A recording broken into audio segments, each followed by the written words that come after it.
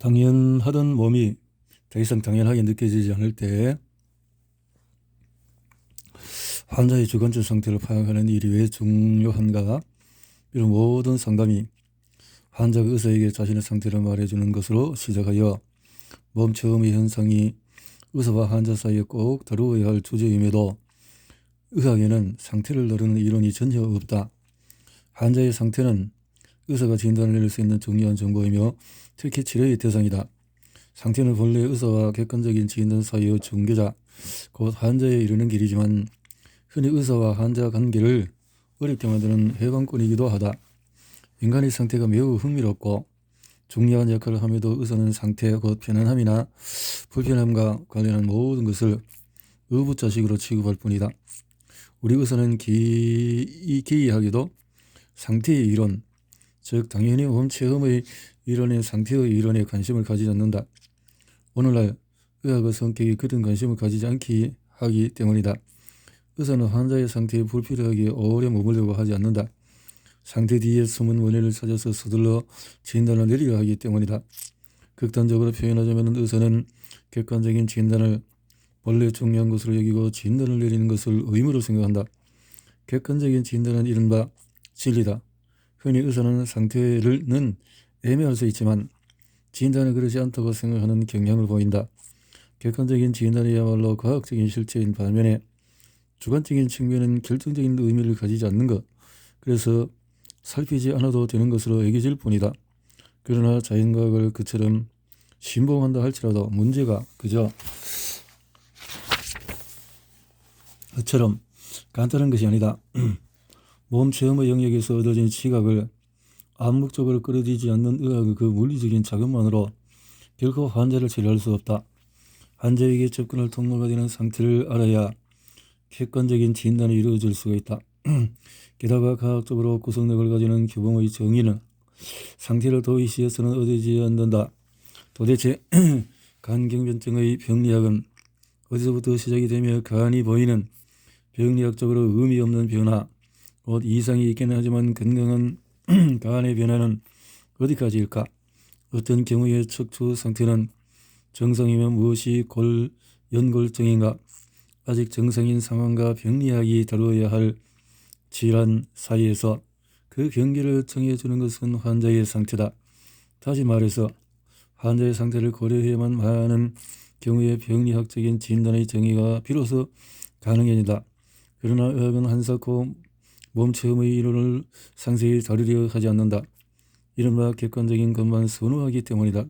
객관적인 것의 선호가 절대적인 진리에 접근할 유일한 옳은 방법이라는 맹신은 그러나 병을 오로지 자연과학에 한정된 측면으로만 바라보게 한다. 나는 이런 측면이 유용하다는 것을 부정하거나 가치를 깎아낼 생각은 전혀 없다. 그러나 내 눈에는 다른 측면을 올바로 살피는 것 역시 매우 중요해 보인다. 이런 다른 측면은 폰 바이츠제크가 병리학의 주관을 도입하자고 제안한 것과 맞아떨어지는 것이다. 이런 제안이 불러온 결과는 다양하고도 흥미롭다. 그 하나의 기기를 느끼고 행동하며 병을 함께 꾸려가는 주관을 진지하게 받아들이게 된 것이다. 이 자극과설에 따르고자 한다면 당장 이런 물음이 중요한 것으로 부상한다. 대체 환자의 상태는 무엇인가? 이런 물음을 받은 우리는 뭐라고 대답해야 좋을지 몰라서 당황한다. 당연하게만 여기서 별로 생각해보지 않았던 것을 말해야 할 때 느끼는 당황함이다. 인간은 누구나 항상 그 어떤 상태를 지낸다는 것은 당연한 말이다. 모든 인간은 항상 상황 속에서 살아가며 그 상황마다 어떤 상태를 지닌다. 인간 존재는 상태를 선언적으로 가진다. 다시 말해서 경험에 앞서 가지는 상태의 덕에 비로소 우리는 경험을 하게 된다. 우리의 모든 표현, 의도, 가능성, 능력 등은 우리의 상태에 따라서 달라진다. 우리의 상태는 특정 행동 방식을 취하도록 도발을 하거나 가능하게 만들거나 제한하거나 불가능하게 한다. 이로써 분명해지는 것은 상태는 인간의 현실을 강력하게 규정한다는 점이다. 개인의 현실뿐만 아니라 개인의 세계의 현실도 상태의 지배를 받는다. 세계는 객관적으로 주어진 것이 아니라 나의 세계, 너의 세계이기 때문이다. 인간 X의 오늘이라는 세계, 지금이라는 세계는 어제와 내일이 다르다. 호흡, 고단이나 복통은 내 세계를 바꾼다. 이런 불편함이 없는 세계는 전혀 다른 것이다. 상태가 주어지는 방식들은 우리 인간의 세계 내 존재가 어떤 양상을 지니는지 밝혀준다. 일처리, 대인관계, 자기 자신과의 관계, 몸을 다루는 것의 양상이 어떤 것이 있는지 상태는 보여준다. 이는 그 상태와 태도는 하나를 이룬다. 이런 뜻이다. 우리는 상태로 미루어 태도를 가지고 상태를 유추한다. 태도는 상태는 태도를 설명해준다. 아니 이상이다. 상태가 주어지는 방식들은 일반적으로 태도와 방식을 규정할 뿐만 아니라 우리 몸의 생리적인 작용을 정리해주기도 한다. 그때 우리가 처한 상황에 따라서 특정 주제, 특정 작업에 맞춰서 우리 몸의 생리적인 조직을 규제하고 조화시키는 것이 상태다. 라인젤이 어떤 성과가 얻어질 것으로 기대하는 순간에 발견한 심장의 박동 변화만 생각해봐도 이게 무슨 이야기인지 잘 알 수가 있다. 또한 헬스가 실험으로 확인한 중간대의 상태와 형태가 보이는 현상적인 동일성도 그 좋은 예다. 이런 연구 결과들로 분명해지는 점은 상태가 주어지는 방식은 주체와 객체의 모든 구분에 선행하는 현실을 나타낸다는 것이다. 그러니까 주체와 객체가 아직 나뉘지 않고 통합되어 있는 지대가 상태이다. 주체와 객체를 나누는 방식은 본래 영혼을 가진 몸이라는 하나의 통일적인 생명체를 이원론적으로 설명하는 것일 뿐이다. 이원론이 아닌 현상학적으로 접근할 때 상태가 지닌 측면들이 자유롭게 이해되며 그 본모습을 드러낸다. 즉 상태는 현상의 세계, 현상적인 세계다. 그러므로 이 현상의 세계에 접근하는 방법은 필연적으로 현상학이다. 결국 상태를 반드시 돌봐야만 하는 세 번째 동기가 짧게나마 언급되어야 한다. 우리는 특정 질병이 어떤 특별한 기분, 그 상태를 거의 피할 수 없이 불러온다는 점만 기억해 보도록 하자. 많은 심장질환은 두려움과 위장의 위쪽 부분인 상복부가 이상을 일으키는 대부분의 질환은 우울한 기분과 맞물린다. 앞으로 살펴보겠지만 이런 기분은 질병의 반응으로 생겨나지 않는다. 두려움은 원리가 심장질환에 나타나는 반응이 아니다. 또 우울한 기분 역시 간질환에 따른 반응이 아니다. 이런 맥락에서 두려움과 우울함은 몸의 질병이라는 원리적인 현상에 상응하는 보다 더 엄밀한 의미에서 심리학적인 것이 아니다. 오히려 두려움은 심장병 환자가 자신의 몸을 체험하는 방식이다. 간경변 환자의 우울한 기분은 그가 자신의 배를 체험하는 방식이다. 두려움과 심장질환, 간질환과 우울한 기분은 인과적으로 서로 관련되는 것이 아니라 서로 본질 맥락을 이루는 것으로 보아야 한다. 그러니까 의학은 상태를 알아야 한다. 우리는 이 상태를 모르고서는 질병의 현상을 충분히 다룰 수가 없다.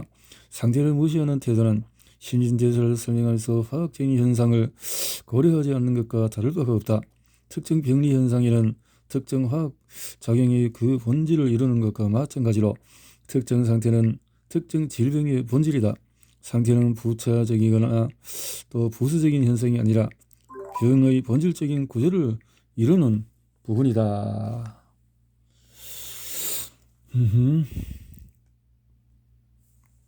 기분 좋은 상태와 나쁜 상태. 상태라는 단어는 내가 어떤 기분을 느끼는지 그 종류를 말해준다. 나의 상태는 내 몸에 의존하지만 또한 내가 나와 주변의 사람과 맺는 관계, 나와 내가 하는 일의 관계에 영향도 받는다.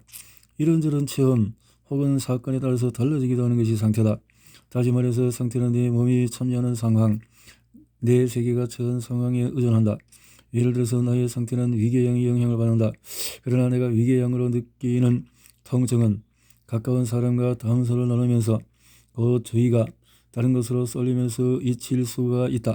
상태를 규정하는 상황은 서로 영향을 주고받는 가변적인 요소를 지닌다. 서로 분리해서 확인할 수 있는 이 요소는 세 가지다. 자아, 주체, 구체적인 인간, 환자, 곧 몸과 영혼과 느낌을 가지는 인간, 몸, 곧 내가 가지는 몸이지만은 곧 나와 하나이기도 해서 나 자신과 결코 떼어서 생각될 수가 없지만은 그렇다고 나와 완전히 동일할 수는 없는 것이 바로 몸이다. 세계, 곧 내가 다른 사람, 특정한 사물, 나의 일과 생활 영역과 맺는 관계. 예를 들어 기분 좋은 상태를 정의하기 위해서는 내 몸의 느낌이라는 양상과 내 몸을 다루는 방식과 이 기분 좋은 상태가 나타나는데 특징적인 세계를 모두 고려한 상황이 반드시 기술되어야 한다. 이런 기술은 불가능하다. 물론 내가 나와 내 몸 사이의 관계를 그 어떤 정해진 도식으로 억지로 정리하거나 짜맞출 수는 있다. 하지만 내 세계가 어떤 영향을 주는지 하는 문제는 그 어떤 도식으로 결코 남김없이 정리되지 않는다. 이런 가능성의 덤불로부터 빠져나오고자 한다면 결국 남는 것은 세계를 우리의 고찰에서 빼버리는 제한일 따름이다. 나, 내 몸, 내 세계라는 삼각관계를 우리는 세계를 빼버린 관계로 줄여놓은 셈이다. 우리의 의문을 풀기 위해서 그 어떤 유용한 출발점을 찾고자 나와 내 몸의 관계에만 주목하는 것은 잘못이다. 그러나 우리가 잠정적으로 감수한 이 잘못은 처음 볼 때처럼 그리 큰 것은 아니다. 내 몸은 어떤 의미에서는 곧 내 세계이기도 하기 때문이다. 몸은 내 세계를 대표하는 일종의 체계다. 그렇다면 내 세계는 내 몸으로 환원된 세계다. 이 같은 과감한 세계의 줄여놓음은 전혀 추상적이지 않다. 많은 중환자에게 세계는 곧 자신의 몸이기 때문이다. 그럼 우리의 물음을 제한된 정황에서 다시 접근해보자. 기분 좋은 상태는 무엇인가? 그러나 내가 네 몸과의 관계에만 주목할지라도 기분 좋은 상태가 무엇인지 하는 물음의 답은 현상학적으로 볼 때 찾아지지 않는다. 일반적으로 몸에 아무 이상을 느끼지 않을 때 나는 기분이 좋다고 여긴다. 몸에서 느끼는 것이 적을수록 나는 기분 좋음을 말한다.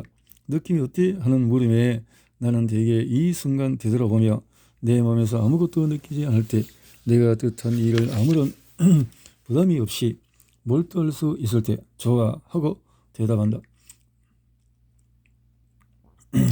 본래적인 의미에서 기분 좋음은 거의 항상 되돌아보면서 확인된다. 나는 기분이 좋아하는 확인은 대개 이미 지나간 상태의 초인이거나 사실과는 전혀 맞지 않는 억지 주장이다. 기분 좋음이라는 현상을 묘사하려는 모든 시도는 이런 막다른 골목의 벽에 부딪힌다. 본래적이고 엄밀한 의미에서 우리는 되돌아보는 회상의 눈길에 포착되는 것이 무엇인지 현상학적으로 기술할 수는 없다. 바로 그래서 상태라는 것이 본래 무엇인지 밝혀보려는 우리의 시도는 필연적으로 장애를 일으키는 상태로부터 출발할 수밖에 없다. 심장을 가졌다는 것을 전혀 모르고 살았는데 이제는 알아요. 지금까지 살펴본 바로 내 상태는 대개의 경우에 내 몸이나 몸의 일부가 이상하다고 느낌으로써 장애를 일으킨다. 기분 좋지 않음의 다양한 양상은 세계를 우리 몸으로 환원시킨다. 그러니까 몸이 좋지 않다는 체험이 곧 기분 나쁨이다. 그렇지만 이런 깨달음은 연구를 하는 우리에게 충격적이다. 얼핏 보기에도 몸의 감각이 보이는 반응은 우리를 압도할 정도로 많아 이를 구분하고 정리할 수 없을 것처럼 보이기 때문이다. 그럼에도 과감히 시도해야 한다면 가능한 방법은 단순화일 뿐이다.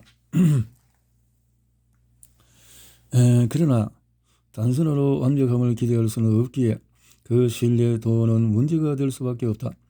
그 밖에도 우리는 단순화의 사례를 선택하면서 몸 내부라는 영역 곧 내부 장기의 장애나 질병으로 나타나는 기분 나쁨에 주목해야 한다. 겉보기로 내 상태가 장애를 일으키는 가장 간단한 양상은 내부 장기의 있음을 의식하는 것이다. 장기라는 개념이 자연과학이 말하는 형태라는 의미를 지니는 것이 아니라 단적으로 몸 체험의 내용을 뜻한다는 점은 그저 짧게 언급해 두는 것만으로 충분하다. 환자는 아무 의식이 없이 직접 쓸기나 위장을 체험하지 않기 때문이다. 환자는 고적해야 윗배 오른쪽이나 중심부 혹은 가슴 안에서 두근거리며 뛰는 어떤 것, 이게 심장이지 하는 식으로 자신의 몸을 체험할 따름이다. 심장이니 쓸개니 하는 말은 현상학이 본래는 허용하지 않은 표현이나 영어의 단순화를 위해서 쓸 뿐이다. 내부 장기의 있음을 의식하는 순간 나의 상태는 상당한 매우 혼란스러운 장애를 일으킨다. 심장과 혈관 질환이 있는 많은 환자는 의사를 찾아와서 이렇게 불평한다. 심장을 가졌다는 것을 전혀 모르고 살았는데 이제는 알아요. 내가 심장을 가졌다는 것을 알겠더라고요. 아픔이나 중압감이나 무슨 경련 같은 게 아니라 그냥 심장이 있다는 느낌이 불편합니다. 그러니까 장기의 있음이라는 자각만으로도 환자는 이미 불편해한다. 있음 그 자체가 환자를 사로잡아서 계속해서 있음을 확인하고 그 생각에 몰두하도록 몰아붙인다.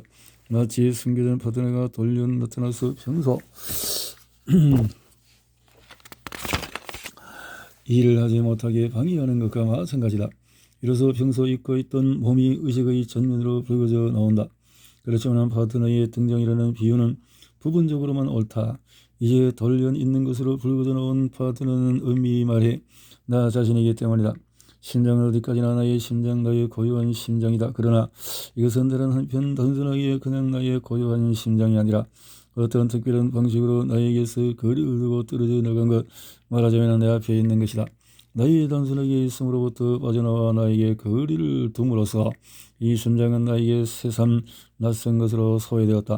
나의 고유한 것인 동시에 이 심장은 상대적인 자율성을 가졌다. 이제 나는 앞서는 전혀 의식하지 못했던 이 자율성을 의식한다. 예전에 장기는 내 단순한 인생 전제의 일부였으며 그 존재는 나에게 숨겨져 있었다. 이제 장기는 그 상대적인 고유한 존재를 신고하며 내 생명에 영향을 줄 수 있다는 암시를 흘리며 자신을 주목해 주기를 요구한다. 말하자면 내 운명을 좌우할 수 있다는 으름장이 이 암시다. 이처럼 갑작스럽게 부각되는 장기의 존재로 나의 자유가 제한되는 결과가 생겨난다. 심장의 존재를 의식하며 늘 압박감을 느끼는 환자는 이 심장을 주목하며 염려하는 통해 사회생활에 위축되는 상황을 맞이한다. 심장은 환자에게 자신을 주목해달라고 몸을 염려해달라고 요구한다. 심장의 존재를 저격하는 체험으로 인해서 세계를 향한 환자의 행동은 제한된다. 그러니까 기분 좋음은 지금 우리가 확인하듯 나의 장기가 그 존재를 추모하게 만들지 않는 것이다. 장기 존재의 의식의 압박이나 중압의 요소가 덧붙여지게 되면 환자가 자유를 제한당하는 체험의 밀도는 높아지는 동시에 변화한다. 예를 들어서 신장병을 앓는 사람은 뱃속에서 신장이 무겁게 짓누른 것만 같다고 불평한다. 이게 무게감이 환자를 주저앉힌다. 마치 뱃속에서 뭔가 무거운 것이 잡아당기는 것만 같기 때문이다. 이 경우에 장기는 존재를 의식하게 할 뿐만 아니라 압박을 준다. 묵직한 무게감 탓에 뭔가 낯설기만 하다는 느낌이 더욱 강해진다. 물론 장기는 여전히 나의 신장, 나의 심장, 나의 위장이다. 그러나 해당 신체 부위가 불변하고 뭔가 확인할 수 없어 기묘하기만 한 방식으로 변한 것처럼 보인다. 뭔지 알아볼 수 없어서 너를 염려하게 하는 무슨 일이 장기에게 일어났다. 이것은 더는 내 옛 장기가 아니다. 내가 주목하지 못하고 뭔가 더해준 것도 없는데 나와는 무관한 일이 일어나서 장기는 내가 알지 못하는 것으로 변하고 낯설어지고 말았다. 말하자면 늘 한결같을 것만 같았던 존재에서 장기는 빠져나갔다. 이로써 내 내면의 조화는 무너져 버렸으며 병에 걸린 장기는 마치 나무 몸인 것처럼 변해버렸다.